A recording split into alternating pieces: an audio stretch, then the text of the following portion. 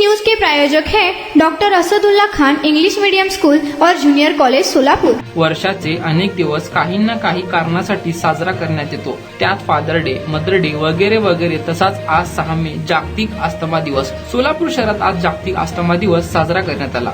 या अनुषंगाने डॉक्टर नितीन तोष्णीवाल यांनी अस्थमाच्या आजारावरील उपचार व उपाय सांगितले। त्याचबरोबर डॉक्टर नितीन तोष्णीवाल यांनी उत्तमरित्या सहज समजता येईल अशी महत्त्वाची माहिती दिली। मी डॉक्टर नितीन एस तोष्णीवाल, फुफ्फुस व अतिदक्षता विभाग तज्ञ, नवनीत हॉस्पिटल सोलापूर येथे कार्यरत आहे। आज सर्वात पहिला सांगायचं म्हणजे वर्ल्ड अस्थमा डे म्हणजे 6 मे हा दिवस आपण साजरा करत आहोत।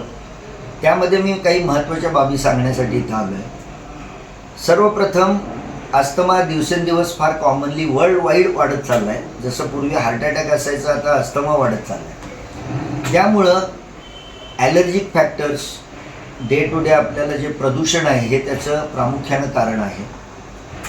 नेहमी तुम्ही बघा, आधी हे सर्दी आपल्याला सुरू होते आणि सर्दीनंतर अस्थमा हा सर्दी जशी रात्रीच्या वेळेस हळूहळू खाली उतरते फुफ्फुसात आणि त्याला नंतर आपण अस्थमा म्हणतो। जर हा अस्थमा वेळेत ट्रीट नाही केला तर आपण कायमस्वरूपी अस्थमा म्हणजे COPD या आजारास मुक्तो, म्हणजे तिथं दमा पूर्णपणे कमी होऊ शकत नाही। त्यामुळे आपण काय केलं पाहिजे तर सर्वात महत्त्वाचं, सर्दी कंट्रोल करण्यासाठी सर्दीसाठी रेग्युलर इनहेलर्स असतात आणि त्याच्यानंतर त्याची जी बाकी ट्रीटमेंट डॉक्टर सजेस्ट करतात त्याप्रमाणे रेग्युलर घेतली पाहिजे।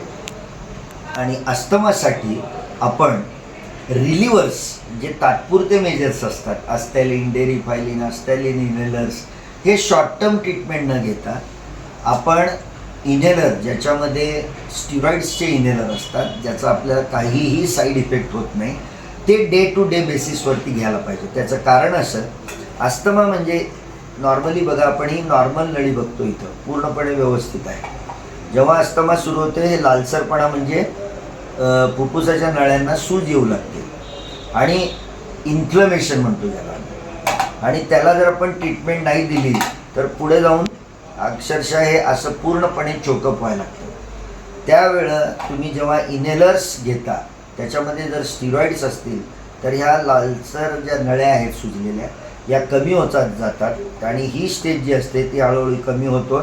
या स्टेजला म्हणजे आपण नॉर्मल स्टेजला पूर्णपणे येऊ शकतो। अस्थमामध्ये आपण पूर्णपणे रेग्युलर जीवन जगू शकतो जर आपण ट्रीटमेंट रेग्युलर घेऊ शकलो तर।